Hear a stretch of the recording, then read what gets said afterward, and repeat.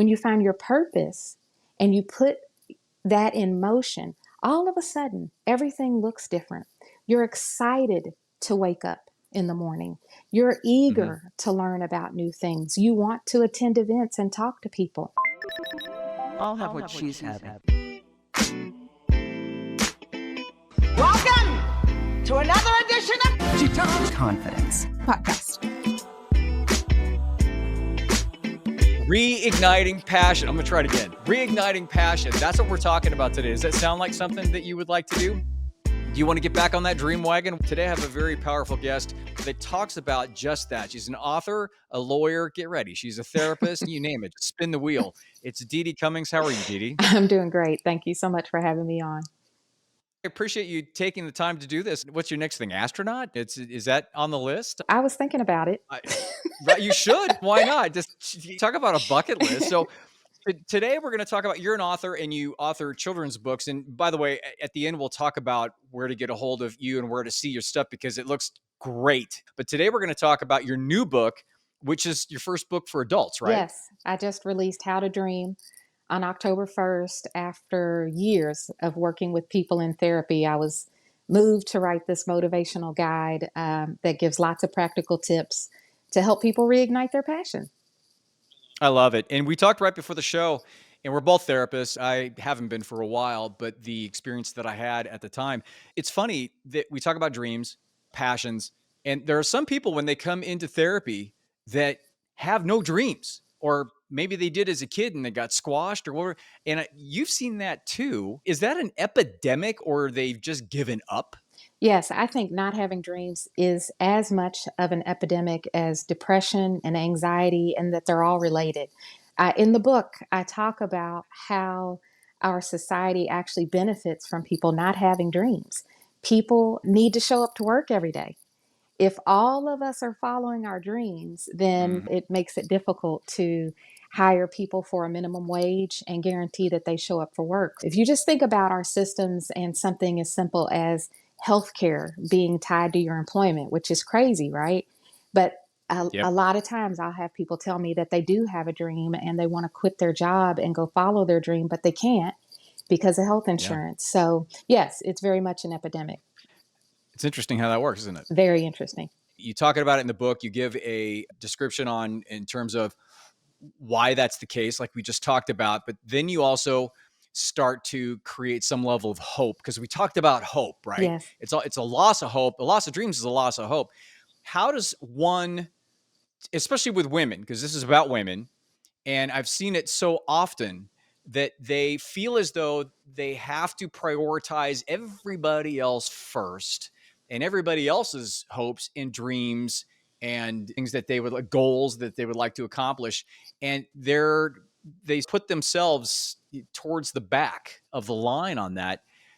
What would you say to a woman coming in and that she wants to talk about that? And how do you get her to shift the mindset on that? One of the most powerful things I do in therapy is teach people how to treat themselves the way they treat the people in their lives. That is a tongue twister. Yes. Yes. But so true, right? Yes. And people say all the time, I can't do this because this would be selfish. I can't put myself first because I need to take care of it. And I say, what would you want your daughter to do? And if you want your daughter to do that, why can't you do that for yourself? Love the And there's question. just a total mind shift there. I also explain to people that the best way you can show your daughter to live the life that you want her to live is by you living the life you want to live. You're the model. Modeling, right? How powerful is that? It's incredible. Incredibly powerful. The first real step is just believing the fact that you can dream and you have the right to do that. I think a lot of women feel as though they've lost the right or they've given up the right, which they have, really, almost. Yes. After the belief kind of sets in and you start to get that set up, then do you go into the steps or do you go into the current obstacles in their life and then try to work with that and then expand out of that? What's your process through that? I always tell people that I know I wrote this book but I love this book. It's such a good book. And that's hard for authors to say when they wrote the book, because of course you're going to be biased, but I'm getting great feedback on it. I just want to show you really, I want to touch on 2 points real quick that you just brought up. I use a lot of highlighted quotes throughout the book to inspire people, to keep them motivated as they're reading the book. But you had just talked about people having their dreams taken from them. One of the quotes Mhm. in the book says, "If you feel unworthy of pursuing your dreams, then your very freedom has been taken from you. Your dreams have been hijacked." I love that quote because I think you need something Mhm. powerful like that to show people that if you don't have dreams, then someone robbed you of those dreams, because we were all born to dream. It's Yeah, well, yeah. it's really, We all have the right to do it, we right? all have the right to dream, and it's really not natural not to have a dream. If you don't have a dream, someone has convinced you that you're not worthy of that. But throughout the book, the way that I convey to people that they have the right to dream, that it's powerful to dream, that they won't find out the reason that they've been planted here on this earth if they don't allow themselves to dream. The way that I communicate that to people is by using a series of stories from real people that Mm. I've worked with as a consultant, and some therapy stories, but I've completely changed the names and some of the circumstances. Mm. But the stories in the book are very powerful vehicles, because I know for a fact that men and women will read this book and they'll see themselves in these stories. And that's really what it takes, is for you to see yourself in someone else's journey and say, if they can do it, I can too. I think it makes perfect sense that you have something that they can truly, there's a level of ownership because you're walking in the same on the same path as this other person, and they made it work or they figured it out, which means there's a level of hope there, right? Which is really a little mini dream in and of itself, right? Yes, it's just so powerful for people to be able to see their story. And the thing about, I'm mixed race also, and when I was growing up, I didn't see a lot of people that look like me. And it's just very hard for you to even know where to begin if you can't even see yourself at the table. If you can't see yourself as a part of the equation, then you don't think that you belong in the room. And that's another reason why it's so powerful to use actual stories of people who have achieved success, or I have a couple stories in here of people who gave up on success and what that then made their life look like.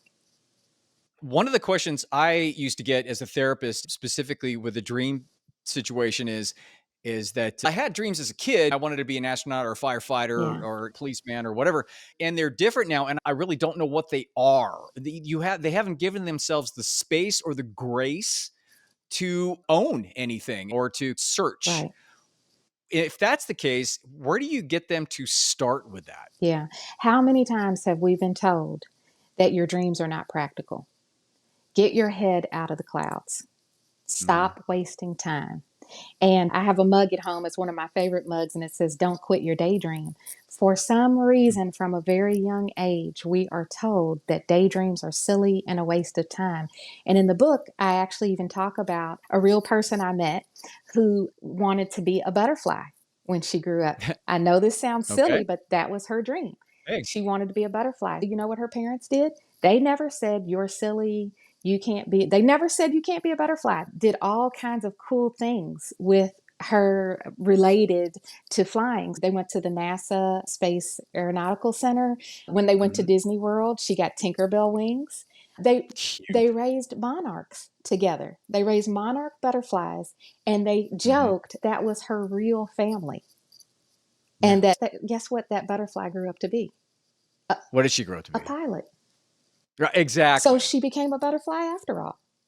Right. That's the thing. A lot of parents, a lot of adults forget. They forget that kids don't work in the literal Yes. world in terms of Yes. dreams. It's in a very ethereal world. It's a very dimensional world. And I use this all the times with adult clients is why. And so I always work with the why, especially if they're reassessing dreams or they're reassessing their life or they're going through big transitions. Why? Okay, what do you want to do? Oh, I don't know, or they have some idea, but why do you want to do it? And I think the why is Mhm. where they can bring the dream aspect into it and then start to create something Mhm. from that. That is the part that plays into the emotional health. That is the part that ties it all together in therapy for me. If you come to me and you tell me you are despondent, you are depressed, you have no joy in life, you have no hope, I'm going to ask you what your dream is. I'm going to challenge you to find your passion. And when you find your passion, you find your purpose. When you find your purpose and you put that in motion, all of a sudden, everything looks different. You're excited to wake up in the morning. You're Mhm. eager to learn about new things. You want to attend events and talk to people. But our society is pretty intent on actively crushing people's dreams. It happens all the time. We saw this Mhm. during the pandemic when people were out of work. People were starting side hustles and new businesses at a rapid rate. People were starting YouTube channels and podcasts and writing books. And people were doing plays on TikTok. Do you remember that? It was Mm. like Oh, yeah. an exciting time. Not that the pandemic was Mhm. exciting and that was terrible, but the Mhm. freedom that it gave people because we were off this hamster wheel. We weren't Yeah. stuck in traffic. We weren't Yep. getting dressed, which takes a lot of time to do. We were Yeah. taking, And thought. yeah, Yeah. we were taking Yeah. all of that time that usually keeps us on the hamster wheel that keeps us running, and we were putting it into ourselves. It was real time. It's interesting that the CEOs are calling everybody back to the office, isn't it? Yes. Everybody's got to come back to work. Everybody's got to report back to the box, back to the Yeah. cubicle. And I always tell people dreams cannot find you in a cubicle. And I really think Yeah. that's part of the reason why people want their employees to come back to work. I don't mean to make it sound like everybody is this big, bad, terrible person, but these No, but I agree. companies need your time. I just talked to someone the Yeah. other day, editor that I work with on my books, and she was telling me that she's applying for a job and that the part of the contract said that you cannot have any other jobs. You cannot be actively involved in any, not even your own personal side. Not even like a side Nope. gig? You can't have, You gotta be kidding. yes. And so she said she couldn't take it because she does all this editorial work. Oh, that's Yeah. ridiculous. They want all of I your mean, time, your energy, and your focus. they want you to prioritize, and I've been Hmm. in the corporate world. That's what they want. They wanna be number 1. Yeah. They wanna prioritize. That's why, Yeah. and there's no boundaries with a lot of the companies either Yeah. because they're faceless. And if you're trying to draw boundaries for Yeah. family time or something, then depending upon where you're at, then good luck. Yeah. So, and I know a lot of adults become linear in their thinking. They're very either or in their thinking. Hmm. And the thing I've come up against was they're having this, it's cognitive dissonance, right? They've got Yeah. a thought about they have to stay in the system in order to pay the bills, but they're miserable and they want to do something else. They may not even know what it is. Hmm.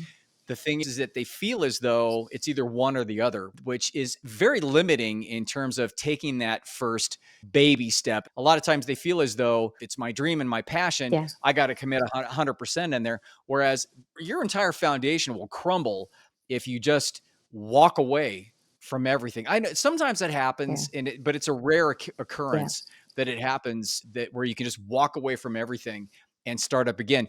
Can you go through in your book how you walk people through this entire process of having the dream and then manifesting it? Oh my gosh, I hope I don't get lost in my answer because you always say so many things. I'm And sorry. no, don't I told you apologize. before. I told you before the show. I just start rambling because all of a sudden I No, have this stream of consciousness because I'm listening. Because everything you say, there's 12 things to say about it, I, and I apologize no, because that's the one problem that I know I have, no. and I'm so sorry about No, that. it's not a problem. This is like such a fascinating conversation. So no, it's not a problem at all. But just like you say that I say 12 things you want to talk about, you're talking things I Yeah, want to talk about. it's yeah, And I'm just exactly. worried I won't address half of them. But yeah, I can tell you a little bit about, I just recently, after doing years of therapy, decades of therapy, I just recently founded a program called Makeaway Mindset, where I am going to help people develop the mindset to live whatever their dream is. And it doesn't always have to be like starting a new business. I just want people to know that their life is theirs to live. I meet so many people whose lives do not belong to them. And so I Yeah. want people to know their lives. So that's one thing.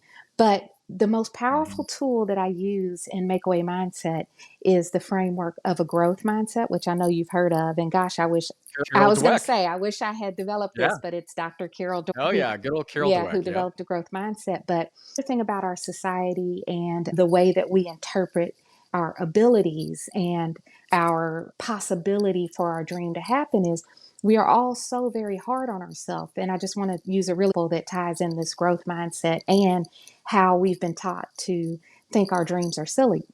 So some author posted on Twitter that she had a book signing and no one showed up and how humiliating that is. All of a sudden, all of these like New York Times best-selling authors who, this is what I love about Twitter, is you would never be able to talk to these, you'd never be able to email these people and ask them a Yeah, question or tell them I feel terrible, but you can tweet, which is why I still call it yeah, Twitter.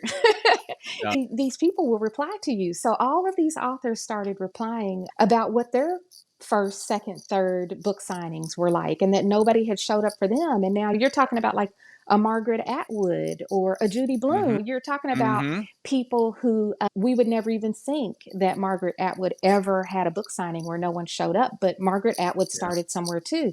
And so, what mhm, I teach people in therapy and through the Makeaway Mindset consulting program is the growth mindset. And this is just one example.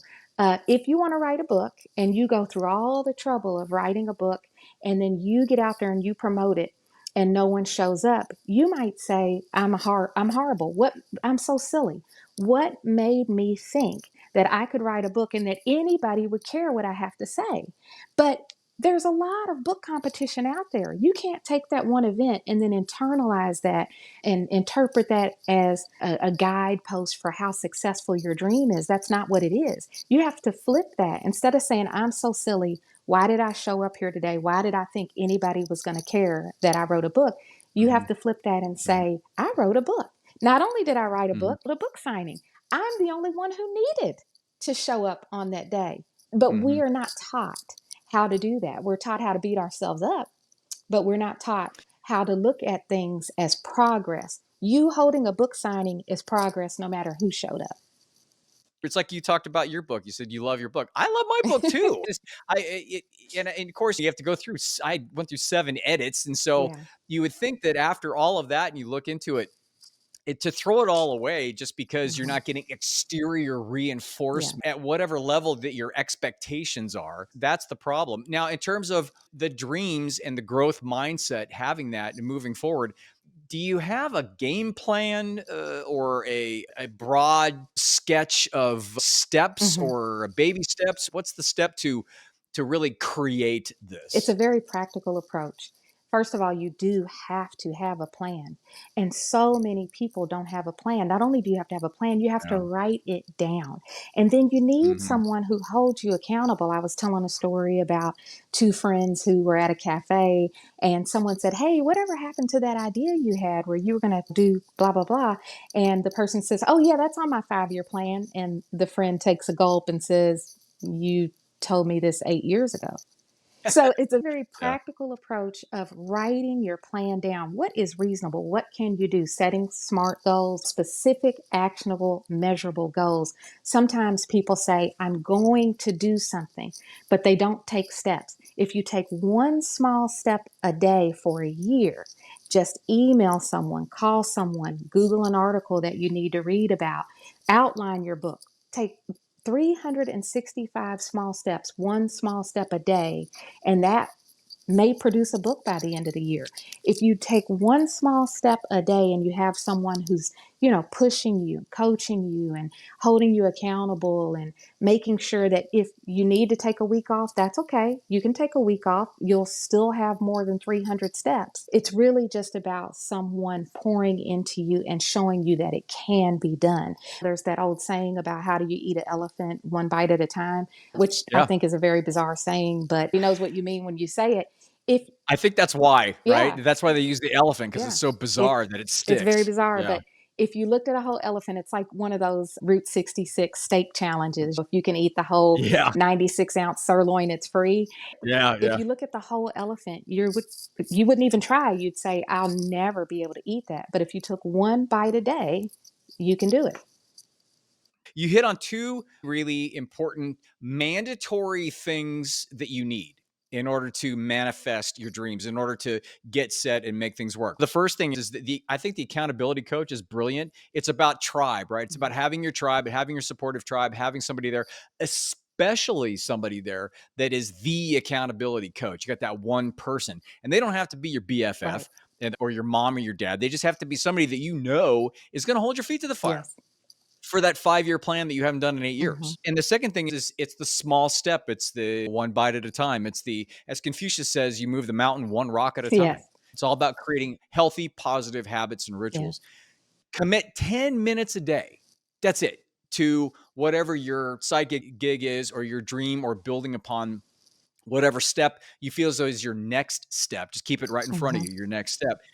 Committing to the 10 minutes. And so you start, what most of the time happens is you're working longer than 10 minutes. Yes, you end up working 30 minutes, maybe an hour, maybe the whole day, depending on what day. If you're listening to this and you're thinking, I don't have 10 minutes, then you need to do this more than anyone else.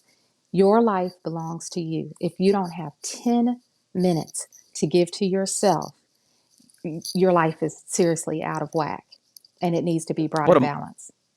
What a mic drop. That would be your first step, right? Taking personal inventory and assessing where you're at. A lot of times people want to, they have this yearning finally, especially the older women that I work with, and they've given a lot of their lives to other people.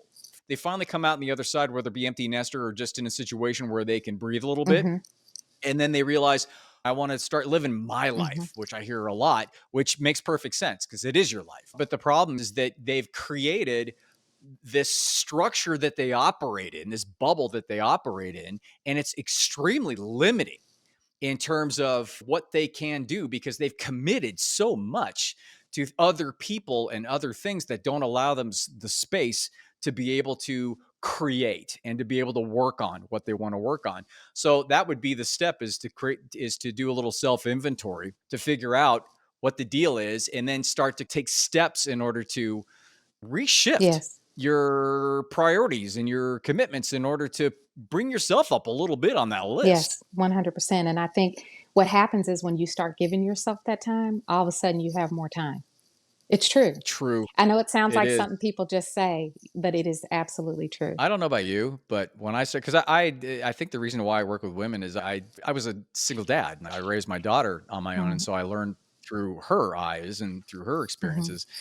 And I did the whole thing. I was mom and dad, and I overcommitted, and I did all that stuff. And I came out the other side, and that's the reason why I talk about this, is because I lived it. And I finally looked around when I gave myself space. I'm like, wow, this is slightly uncomfortable. I don't know what to do because I had so much space at the time. So it's a little bit free fall at that time. And that's the best time to use the growth mindset and use those things to ground yourself. I personally used meditation, and I used writing to be able to ground myself and to figure out really what the important things were. If anybody was to take the most important thing from your book, what would it be? Gosh, that's a good question, because I feel like there's so many powerful things. I think that the most important thing, and we have already touched on this, but since this is the end, I want people to take this with them, is that we have a lot of people who put expectations on what our lives should be like. We have a lot of people who tell us what we should and should not do. And at the end of the day, you were talking about using meditation and writing. These are very similar topics, but I always talk about mindfulness and journaling. Same thing pretty much, but find practices that work for you and get in tune with your gut. Get used to listening to your gut and then exercising that, following through with the messages that you are being told about how you live your life, and learn to tune out the voices of all these other people who tell you what you need to be doing. You are the expert on you. Empower your intuition. I just love it. Deedee Cummings, thank you so much. Thank you. A lawyer, astronaut, cheesemaker, butterfly, but don't leave out therapist, butterfly. Yes, and everything. The new book is How to Dream. It's been out since October 1st. It's on Amazon. Go pick it up. It looks beautiful. Thank you. Where can they find you? Where can they find all the great books that you offer or your Make a Way Mindset program? All of my books are on Amazon, but they're also in stores like Barnes and Noble. You can Google my name and find my books, and you can order them wherever you usually order books. Of course, a lot of people are driven to Amazon. If you go into a local bookstore, if you want to shop an indie bookstore, all you have to do is ask for my name and my book, and they'll order it in for you. It's that easy. If you want to check it out from the library, go to the library and ask for my name and my book, and they will also order it for you and tell you when it's in. So you don't Great. always That's great. have to buy the book if and you're doing it on a budget. You can also find the Make Away Mindset program on Instagram, just under Make Away Mindset, and also on our website, makeawaymindset.com. I'm also going to be at the Louisville Book Festival. If you're anywhere near the southeastern region and you're looking to travel this weekend, October 18th and 19th, I'll be in person at the Louisville Book Festival. It'll be my first big event where I get to showcase how to dream. And thank you so much. This has been so much fun talking to you. I'm so glad you came on. Thank you. It's been such a great conversation, and I'm so excited for we talked about the book signing thing. Yeah. And that's not going to happen at the Louisville, what do you call it? The Louisville Book Fest, Yes, or what was it Louisville called? Book Festival. Yes. The Louisville Book Yeah. Festival. Yeah. So if you are there, hey, if I was around there, I'm in Scottsdale, so it's going to be hard for me to get there, Yeah. but I would definitely come and support. Yeah. Thank you again, Deedee. I really appreciate it. And for me, of course, it's theconfidencedoc.com. It's tony@theconfidencedoc.com. I have a new masterclass, and the masterclass is at theconfidencedoc.store, S-T-O-R-E. It is toxic relationships, how to recognize that you're in one, or pretty much you're strong, you're powerful, you're an aware woman, you know that you're in a crappy relationship or a toxic relationship. This is how you get out. And it's very reasonable. It's a masterclass. It's a 1-hour video. I've got worksheets. I've got quizzes and stuff that go along with that. So if you're interested in that, go to theconfidencedoc.store, or if you want to get a hold of me again, it's tony@theconfidencedoc.com. Again, Deedee, thank you so much. And we will talk to you later. Thank you.